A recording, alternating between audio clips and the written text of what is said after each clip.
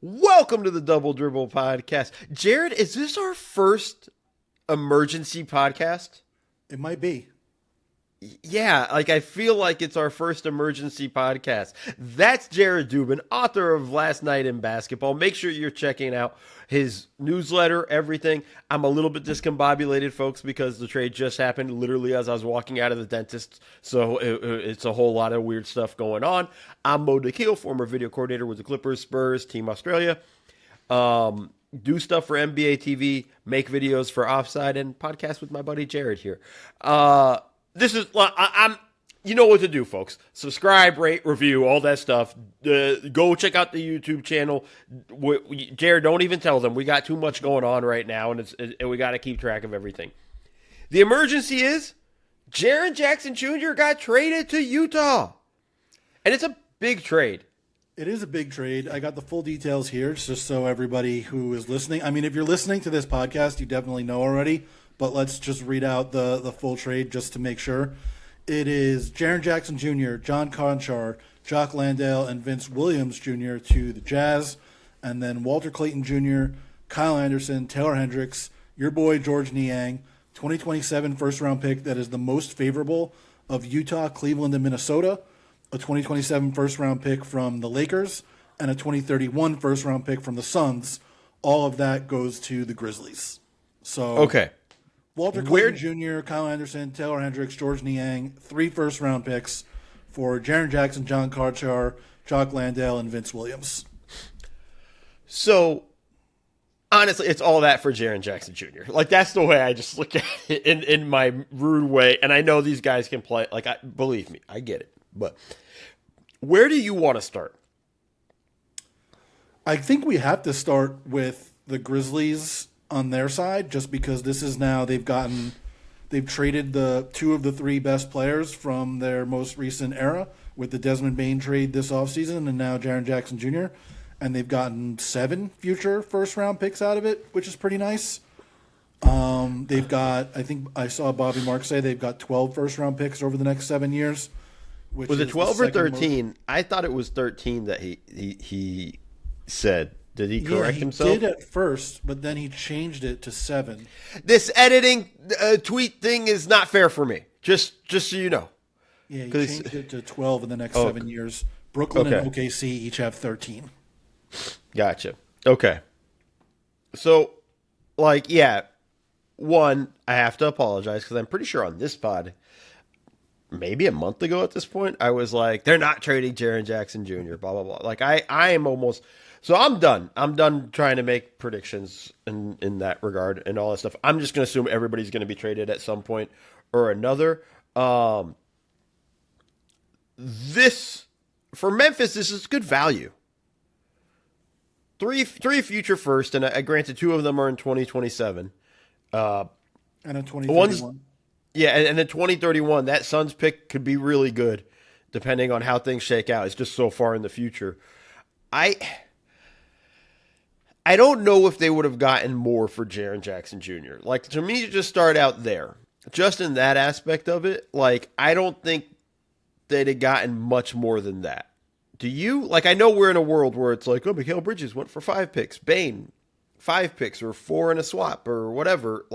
I don't necessarily feel like they, felt like they maximized their value for him right now.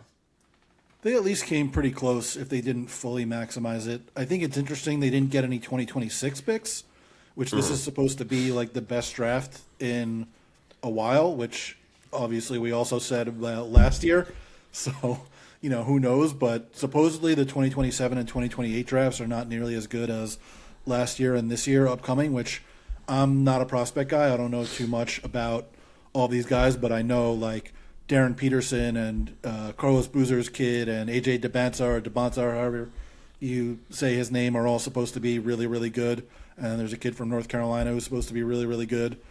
So I did find it interesting that they got 2027 and 2031 picks and not any 2026 picks, which you would think they'd want to prioritize getting picks in this year's draft. But they do have their own 2026 pick, which is now going to be quite good, you would think. And they have the Orlando pick in this year's draft, I believe. And they did they get a Phoenix pick in the Desmond Bane deal? I can't remember off the top of my head. I don't have it in front of me.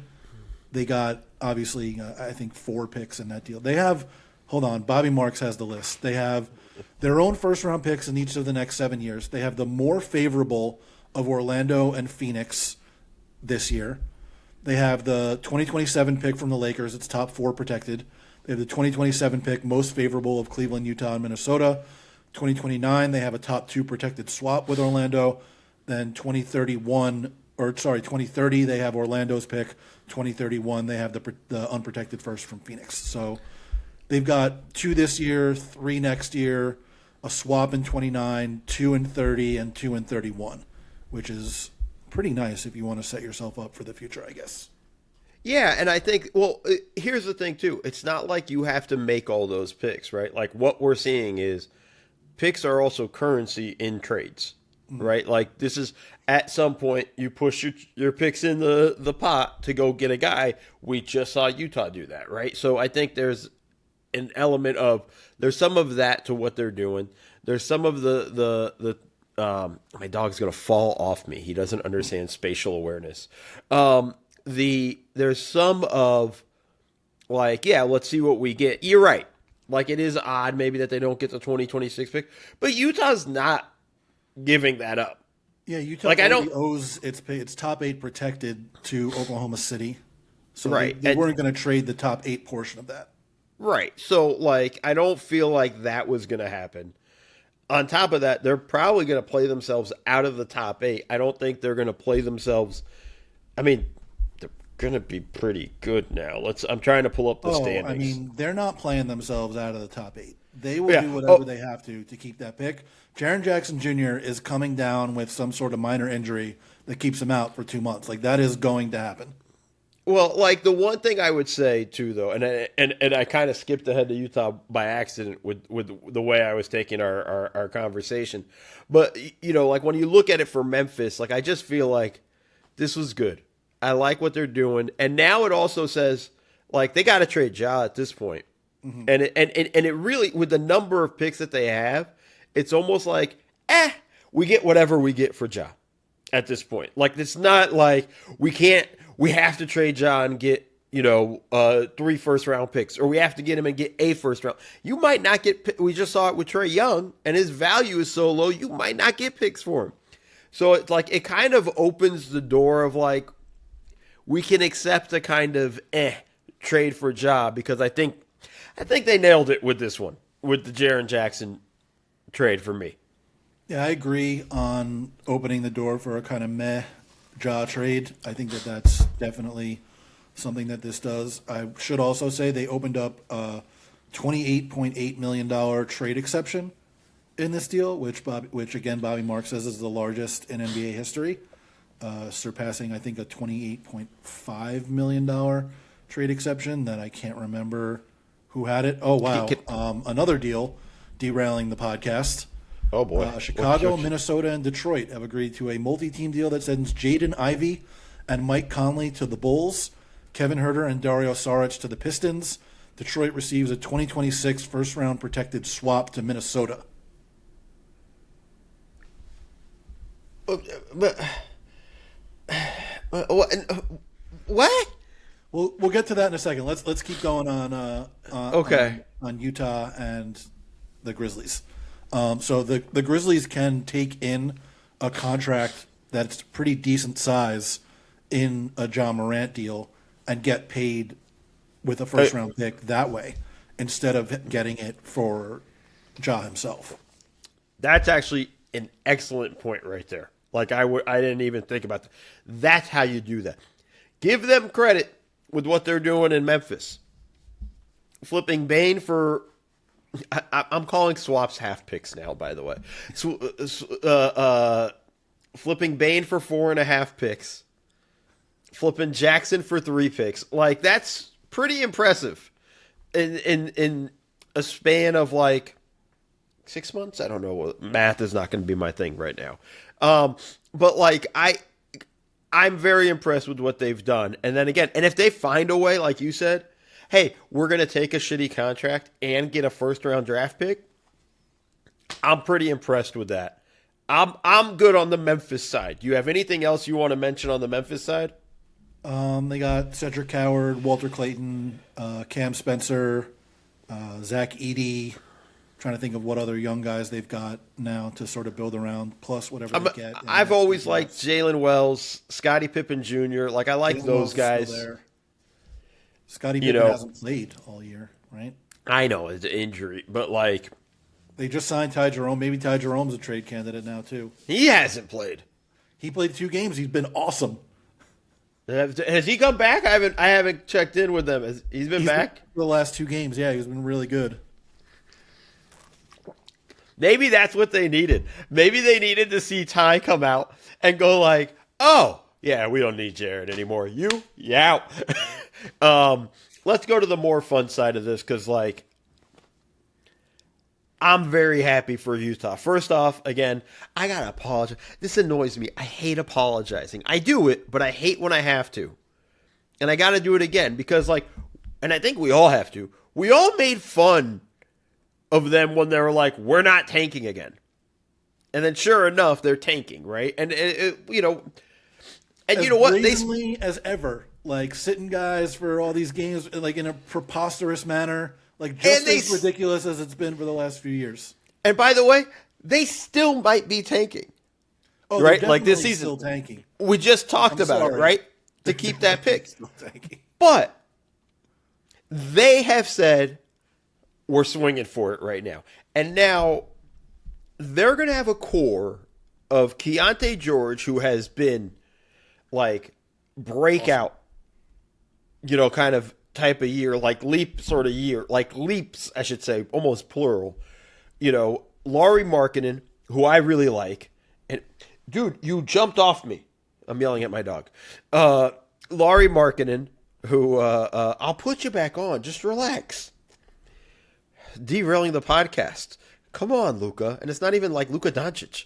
Usually Start it's over. my dog derailing the podcast. Yeah. This time Keep so I'm all of this in. Keep all of this in. All right, start over, though. Keontae George, Lauri Markkanen, Ace Bailey.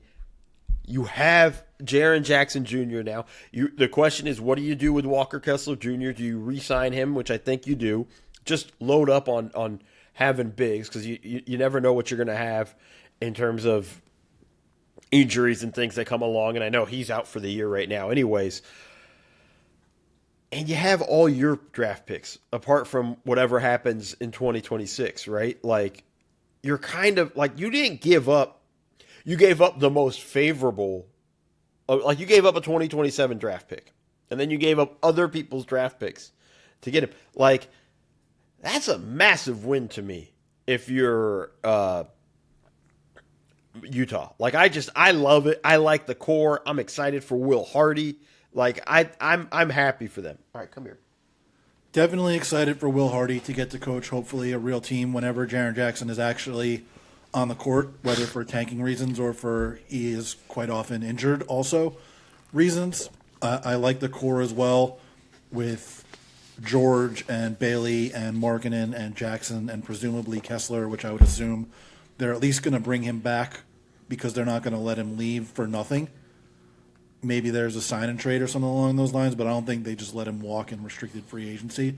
I don't think that's going to happen. I think they probably do bring him back. You probably start Kessler, Lowry, and Jaren all together. We've seen Lowry play the 3 before during his time in Cleveland, so that's something that we know that he can do.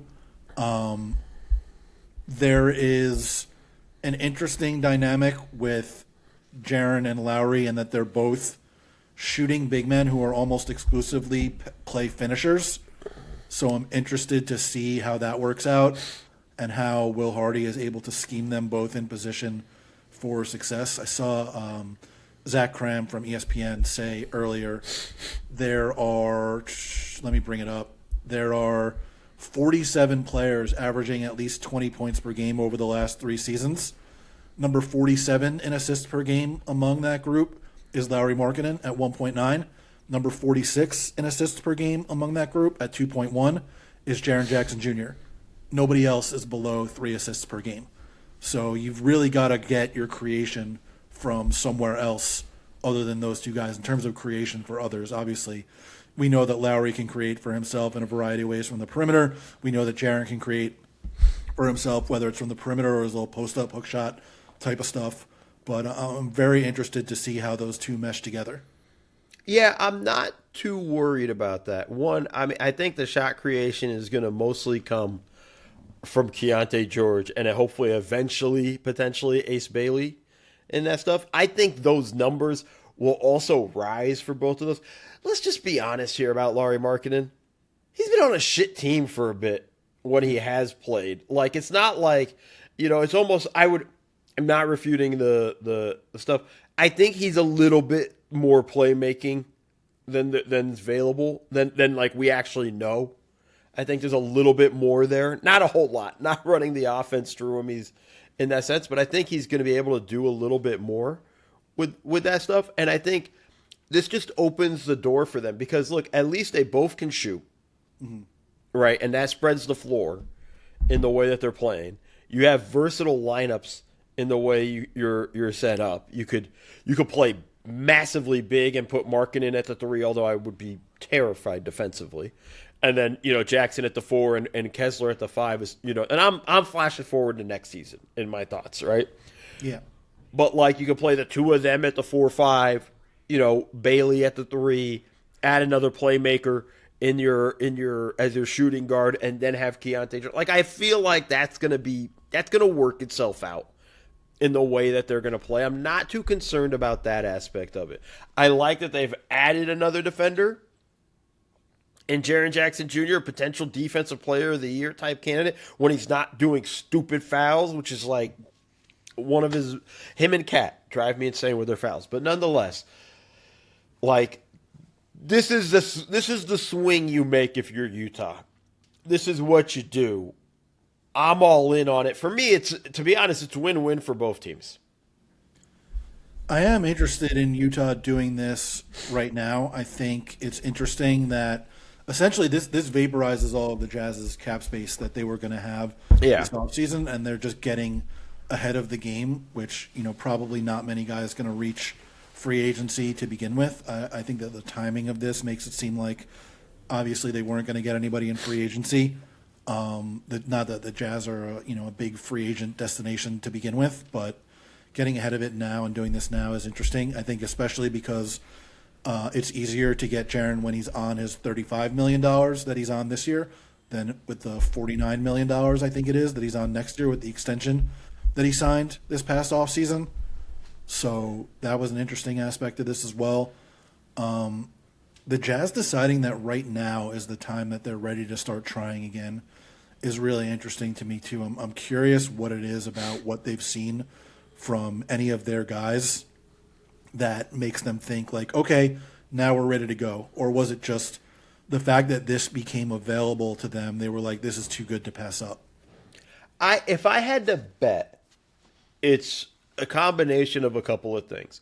One, this is too good to pass up, right? Like, I think for starters. Two, you can only lose and tank for so long, right? Like, I know there's this thought of like, we could be this bad forever until we get the right guy. Yeah. Then you end up like the Sacramento Kings, right? Or in this sense. And I think it becomes a problem. Like, obviously it was their owner, right? Or was it the GM who said that they weren't going to tank? I think it was Austin Ainge who said they weren't. Austin Ainge. It was Austin Ainge, yeah. Dude, you keep jumping off and then trying to come back on and distract me. Even he's antsy about the trade deadline. He might be sensing another trade coming. Who knows? He's just, it's because the anniversary of his namesake being traded.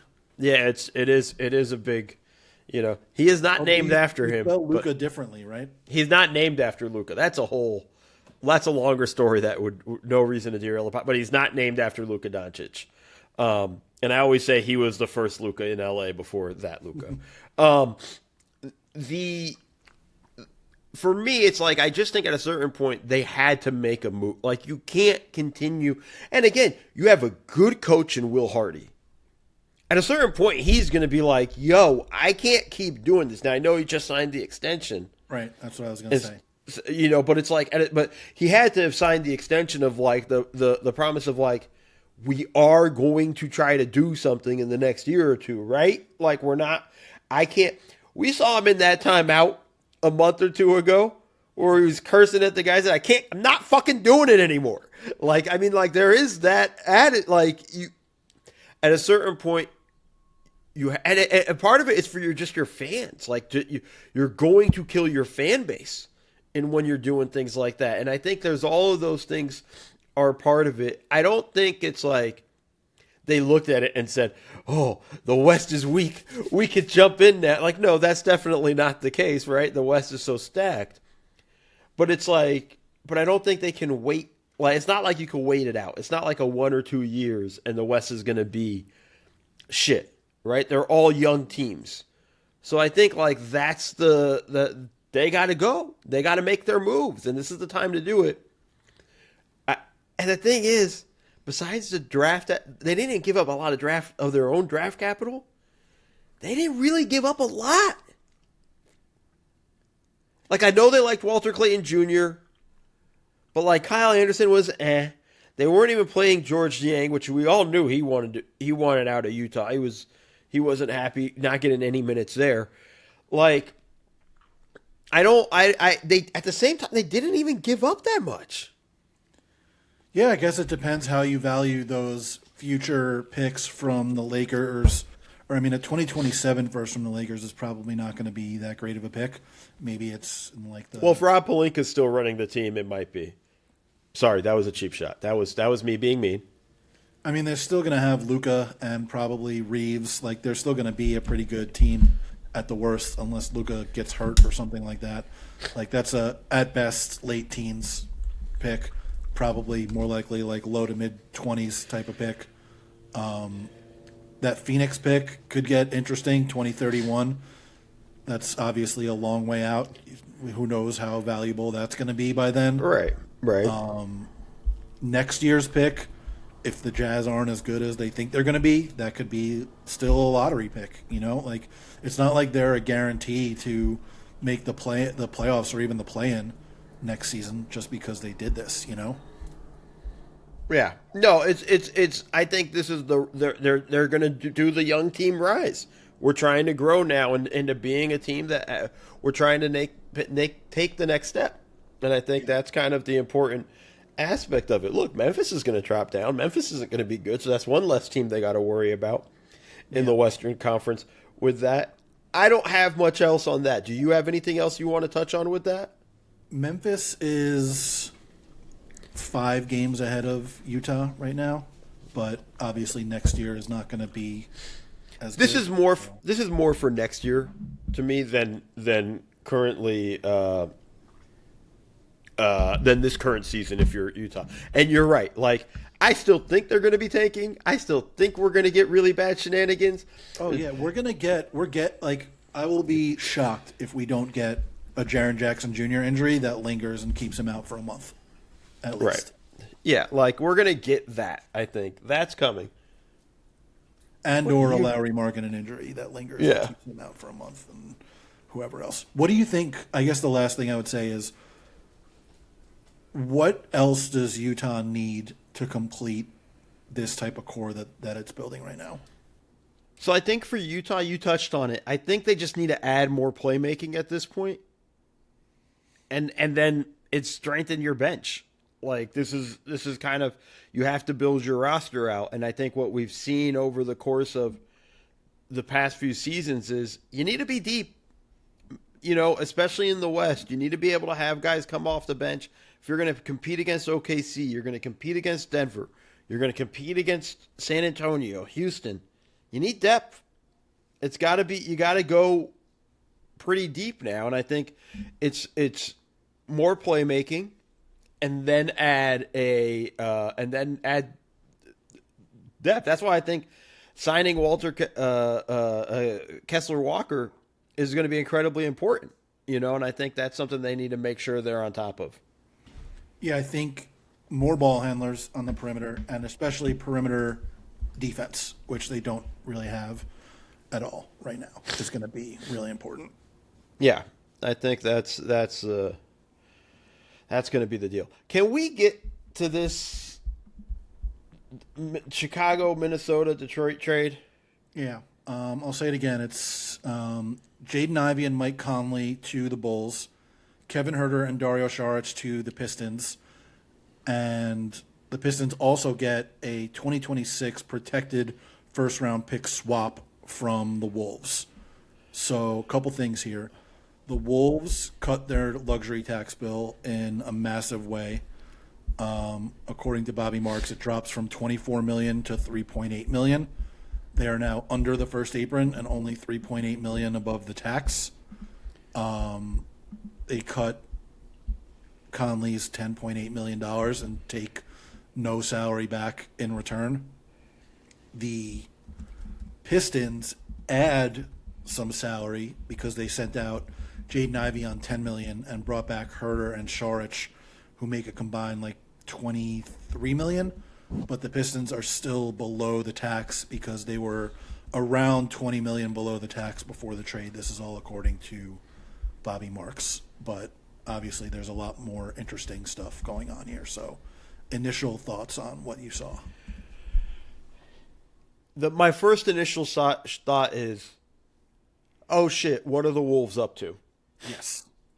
Because that's like, listen, I like Jaden Ivey. Think he's going to get more of an opportunity in Chicago. Happy for that. Yay, hip hop, hooray.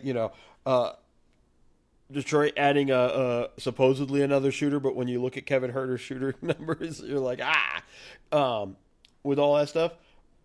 But the big deal in this story is the Wolves clearing that cap space because, and it kind of leads us right. Thank you, by the way, for this trade because it leads us into our segment. They're chasing Giannis more than anybody, and this is a huge trade for them in terms of getting the hurdle of like being able to actually try to make a move. Hey, buddy.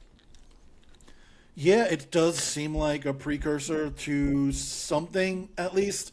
Like you trade Conley and get not only do you get nothing in return, you give something up to ditch Conley's basically $11 million. You give up a protected first round swap to the Pistons, and why are you doing that if not to get something? Maybe it's Giannis, maybe it's something else like a point guard, because that's obviously something that we know that the Wolves have needed throughout this year, someone who can be an offensive organizer but also maybe a shooter that can create off the dribble from the perimeter. It seems like something at least is coming next from Minnesota's side, and that's what was motivating the deal for the Wolves. Yeah, I mean that's what's the most interesting aspect of this trade, right? If it's not Giannis, it's somebody else. They're clearly creating space there in that opportunity. Mike Conley wasn't giving them much to begin with. It was like every ninth game you'd get something from him. Like it wasn't. And as we've said many times, they do need to find another playmaker. I mean, this is that's all I'm going to think about for the rest of today. I got my windy fingers up. I literally just posted that on this as we're going this when I saw that. Because when you first said it to me, I was like, well, what did the Wolves get? Like, what are the Wolves? Like, we're going to have to hear what the Wolves got. And then I was like, oh, no. The Wolves got what they needed, which is the cap space. So, it's going to get interesting. They still have a lot more work to do, I think, to try to get Giannis.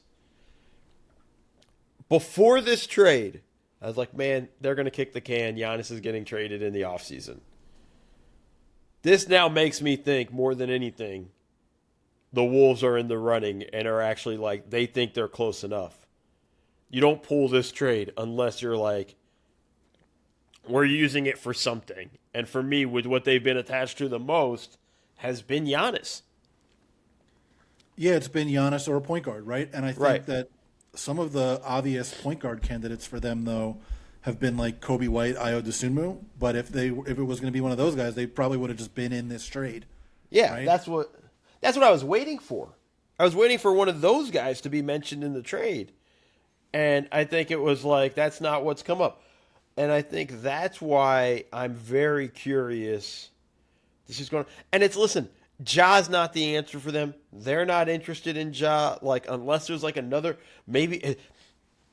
I don't know if they're doing this and they're going to end up with Darius Garland, which we'll talk about. Like I don't know who would be the point guard that you would look at that I would go through this length to make this run at. Yeah, I would say if they're not getting a point guard at some point, guys like Bones Highland and Rob Dillingham are about to be like extremely important, and that doesn't seem ideal. Although obviously, like if you're getting Giannis, then basically all your creation is coming from Giannis and Anthony Edwards. Yes. And you need more of like a caretaker point guard type. Like the type of player Mike Conley was last year, really. You're right. Like he's my age, he's not the same guy, which makes sense and is unfortunate, but again, it does. The big thing is that this seems like a precursor to something. We'll find out whatever it is at some point in the next couple of days. I still, for some reason, think Giannis is more likely a summer thing than a next couple of days thing. Just like what are they getting from the Wolves that's going to be of value to them? No, that's my point, right? Like I don't know if this is, you know, I don't know. I don't know, Jared. But I also didn't think Jaren Jackson Jr. was going to be traded not too long ago. No, neither did I. What do you think about this for Chicago and Detroit? Like Chicago gets basically a flyer on Jaden Ivey as like a second draft type of guy. He's going to be a restricted free agent this summer, I believe, if I'm remembering correctly. And Detroit gets Kevin Huerter as essentially another stab at a shooter, at least. Yeah. So I like it for Chicago because you were going nowhere. You're probably going to lose Kobe White in free agency, right? I would assume it was is it free, restricted? Is he a free? I can't remember the stuff. I think is on a contract. On a contract, right? But like, so you kind of have a little bit coverage there. You take a flyer out on a young guy. I liked Ivy coming out of college. We haven't seen a lot. We haven't seen a lot from him. We've seen him come in and he's been shooting, but he's always injured, and it's like kind of a what are we getting there? I don't know, man. Like I would be pretty curious to see what that looks like for them when he gets more of an opportunity. For the Pistons, like Huerter's fine. Like I'm not. If you were gonna make a move and you were the Pistons, I would have wanted you to make a little bit of a bigger move, especially when you're taking on money and contracts. Like I would have thought you would have been more like. I'd have been like, yeah, the Pistons are really going for it. Whereas now I'm just like, that's fine. I don't feel any way where I'm like, maybe Cade opens up his shooting and Huerter gets a little bit more, gets downhill a little bit more and maybe can. It doesn't move me in any way. Honestly, like Yeah. So a couple things I was wrong. Both Dosunmu and Kobe White are in the final year of their contracts, so that's getting a guard there for the Bulls to potentially replace one or both of those guys going forward is an interesting flyer. Ivy still has athleticism. He shot it really well last year once he changed the form on his jumper a little bit. He obviously missed time again this season, so who knows what's going to happen there. He's obviously struggled to stay healthy throughout his career. From Detroit's side, Huerter has been a good shooter for the majority of his career. He's like a 38% shooter from three for most of his career. But if you look at the trend over the last few years, like he was 38% or better in 4 of his first 5 seasons, but he peaked in 23 at 40.2%, then 24, 36.1, 25, 33.8, and this year 31.4. Like they're trying to rediscover something that was last there in the 2022-23 season in terms of him being a high-level shooter. And I'm not sure that that's really enough. Right. I'm ready to move on from this one. Because there's also a world where this was just a salary dump for the Wolves. too, and that would be annoying and frustrating because I got very excited. But that's, maybe that opens the door for them in the offseason to be a little bit more involved in other things.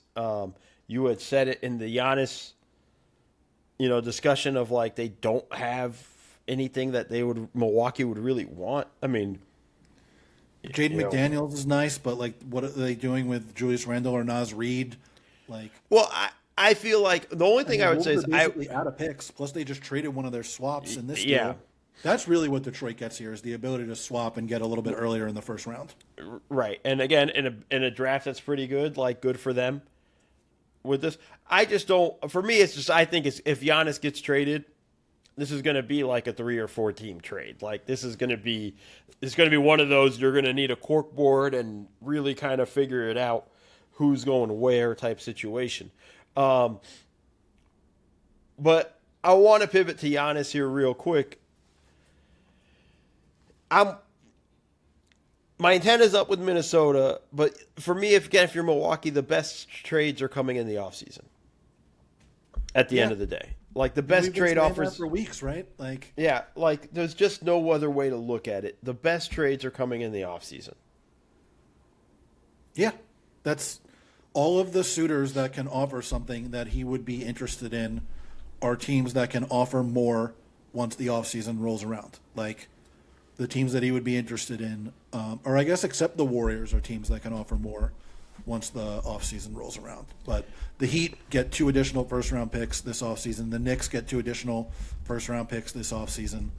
The Wolves, I don't know if they open up a first-round pick this offseason because I can't remember which years they've already traded their first-round picks. But, yeah, the 2 suitors that are probably the biggest ones in terms of his potential interest in going there can open up 2 additional first-round picks each once the offseason rolls around. So that's obviously a big thing. The fact that Shams reported that they've been sending counteroffers back to teams over the last few days is somewhat interesting, but that could just mean teams are submitting offers and they're like, actually, no, we don't want that. Give us literally everything that you have. Right. And that's the counteroffer. Yeah. So I think ultimately, I'm going to backtrack what I said. But I think ultimately we're going to look back at the trade deadline and be like, damn, Giannis didn't move. And I don't think Giannis is going to play another game for the Bucks. I think they're just going to, hey, he's going to rest the calf. We need to make sure we're bad. Because even though it's a pick swap with Atlanta, or with New Orleans, like let's keep our pick as bad as possible. With that, so like I think that's kind of the way I would look at it. I swear, if you're about to tell me Shams just tweeted that Giannis got traded, I'm gonna flip the table over. No. you did a little kind of thing. I was like, oh wait a minute. Oh no, I was about to say it's not really a swap. It's that they get the most favorable, or I guess that is technically a swap. Yeah. But because Atlanta owns it, it's not technically a swap. Yeah. So, anyways, it's. Do we want to get back into how if they trade him to Atlanta that they no, because I didn't do my homework. I didn't do my homework. I was hoping when you did you were gonna tell me if you got some clarity, but I didn't do my homework. So, and it's on me. We can work this out very simply. Okay. So I still don't think that's correct. Let's say that the Pelicans pick lands at number 1 and the Bucks pick lands at number 2. Okay? Atlanta gets the Pelicans pick at number 1. The Bucks keep their pick at number 2, right? Right. So if the Bucks trade Giannis to Atlanta, they can get the number 1 pick back in that deal. Well, and they would then have number 1 and 2. I guess that's how that works. Fine. Boom. I'm still going to do my homework. I'm still going to do my homework and find out. Because it just doesn't seem right. Maybe they have to make the pick first, and that's because it just doesn't seem right. You don't get to do a pick swap and then get both picks. It's just, I don't know, un-American. They don't get both picks. They keep their own pick, and then they trade for the other pick. I got it, but it's just saying it just doesn't.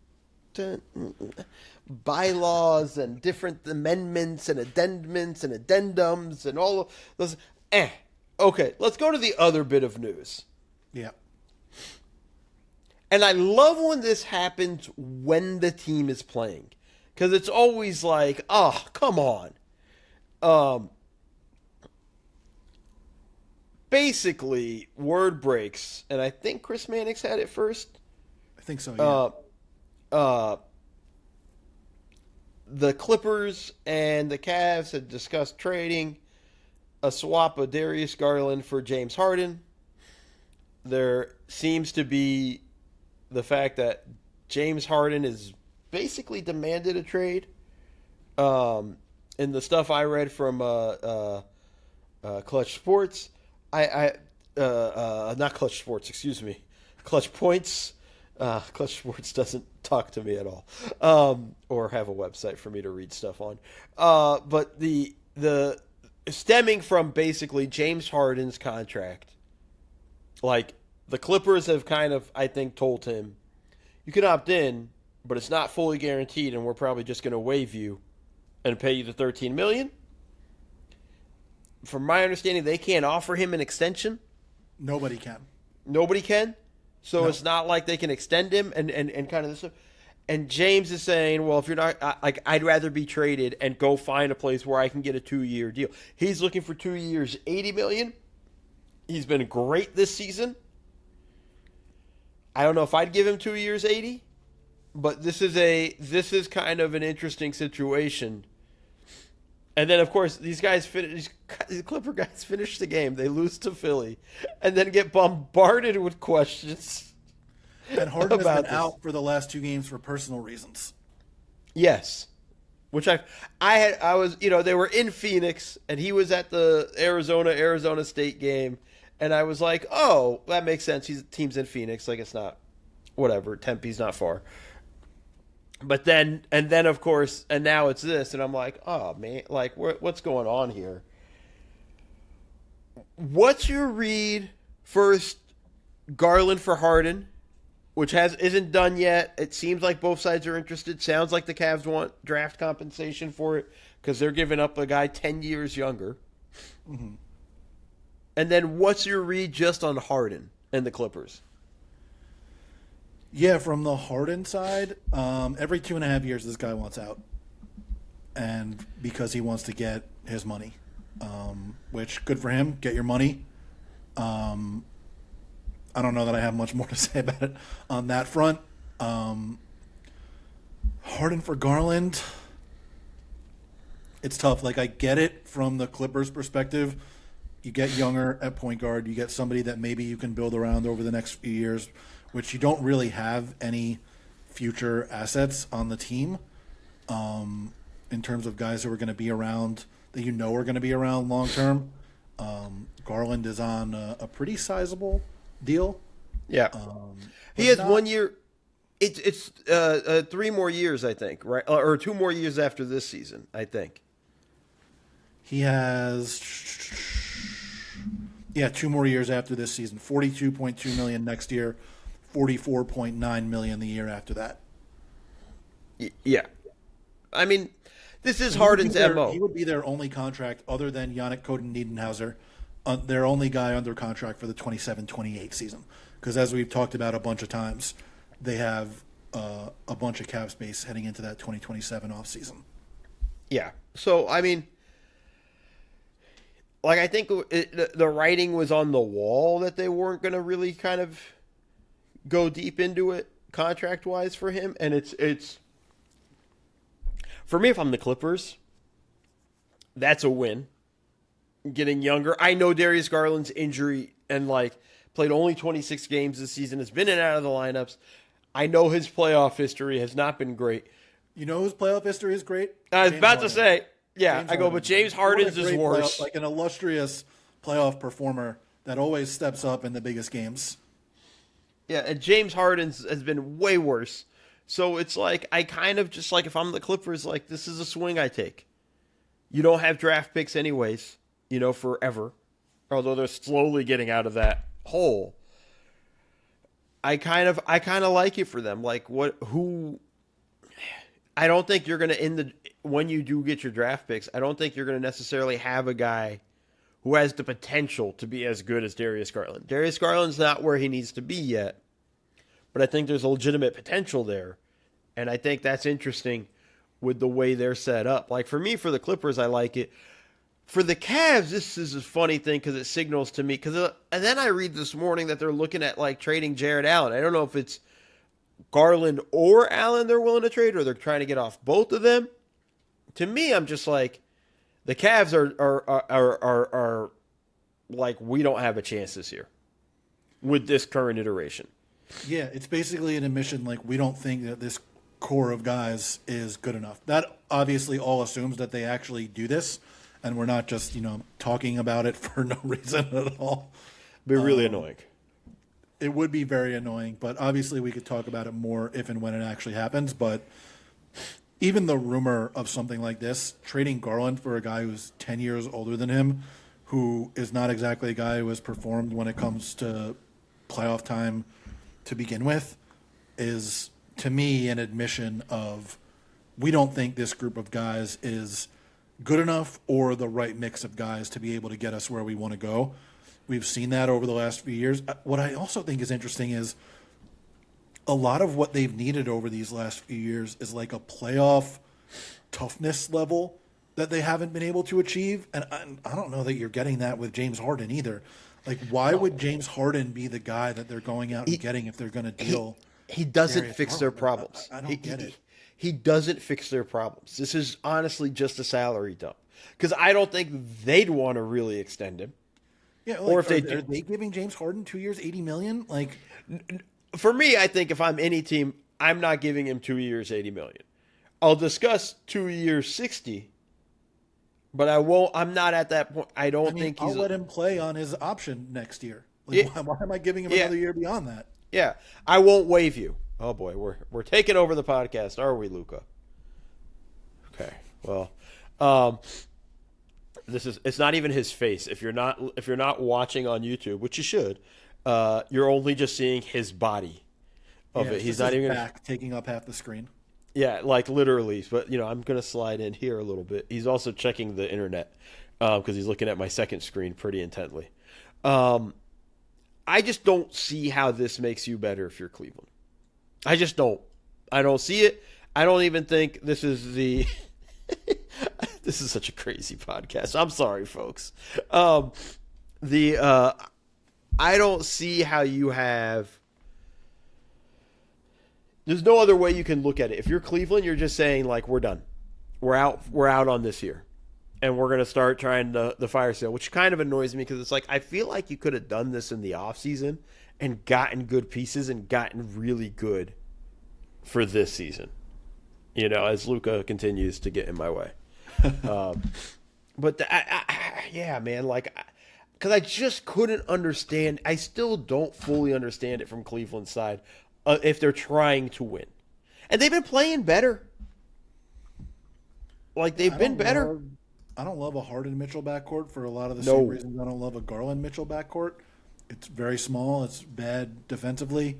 Harden obviously is an elite-level passer and an elite-level creator at a level that Garland is not. Like, he's just a better creator than Darius Garland is, even when Garland is at his best, which he hasn't been in a while. But I don't know that that's necessarily what Cleveland needs. But between this and the DeAndre Hunter for Keon Ellis, and who else did they get in that trade? They got Keon Ellis and Dennis Schroeder. So they did get a little bit more juice off of the bench with those two guys. Sort of remaking the perimeter is where it seems like the Cavs want to go with those. If they actually end up doing this deal, obviously, which we're still talking about, something that's hypothetical. But the rumor is enough, I think, from Cleveland's side at least, to talk about it. And then with the Clippers, it's just Darius Garland would be the one guy that they sort of have to build around over the next few years, just deciding instead of we're going to go all in on flexibility, we're at least going to have this one guy. Yeah, and by the way, they're still going to be crazy flexible. Oh, yeah. They literally only have one guy under contract right now for 27-28. So like they're going to be fine in that sense. So I don't necessarily think it's going to be anything other than that. Like if it's my thing was if for the Clippers, if it's not this trade, where are you dealing Harden? Because this is untenable now at this point to me. You're on your hottest streak. You're turning around your season. And then he's basically demanded a trade. Right? And it's, does this make you think that maybe there's some aspiration penalties about to hit and he knows about it? No, because I still don't think the league's going to hit them hard on aspiration. Sorry. They should. But just looking at the league's MO, like, I don't feel like this is going to be... This isn't NCAA football where they're going to have a 10-year postseason ban. Oh, no. But and all that. Like, I don't Kawhi be suspended? Could they be he wouldn't care about them losing first-round picks. So their punishment to Kawhi is not play? Like, that was cheap. He's been great. Like, it would be kind of... You know what that would mean, though? It would mean more Jordan Miller time, baby. Yeah, that's all you care about. I saw your posts on Blue Sky last night. It's so good. It's hard. Like, rarely am I as right about something as I am about this. No. Take your victory lap on our emergency trade podcast. But I don't think the penalties will be that big. I feel like for Harden, it's a money thing. Because this is what it was in Brooklyn. Mm-hmm. And this is what it was in Philly. I'm not faulting him. I'm not mad at it. Like you said it, go get your money, all that stuff. Philly, he thought he had an understanding with Daryl Morey, did the whole Daryl Morey lies type of thing. Like this is what we've had from him for the past 6 years. Remember when he was in the club with people holding up like Daryl Morey lies? Yeah. Like all of that stuff. Like this is so it's like to me, like when people are like, I go, by the way, maybe the aspiration penalties are coming and they're going to be heavy. I don't think that's why Harden's doing that. I think Harden's doing this because he wants his contract. The two things could be true. Yeah. Either way. Wild times in the NBA, man. It's not even the deadline yet. We still got 2 days until the actual deadline itself. And we've already got one big trade, a couple of smaller trades that have happened, and James Harden possibly asking out of yet another team, and more Giannis rumors than you can count on two hands. It's going to be wild over these next 48 hours or so. We might have another one. We might have another emergency pod. Who knows? We might be doing a daily pod at this point. Folks, sorry. I know I was a bit distracted, mainly because of my dog. I'll let you guys clue you guys in for a second. In the middle of the recording, my dog got sick and vomited. That's why he's been all touchy-feely with all that stuff. He's going to be fine. Everybody relax. He'll be fine. Does this every now and then. So I apologize for me not being my sharpest, but also this trade stuff is always nuts and insane and trying to keep up with everything. Thank you so much for hanging out. Thank you, Jared, Emergency Pod, jumping on when we had to. Everybody, thank you for listening to the Double Dribble Podcast. See y'all. Maybe soon.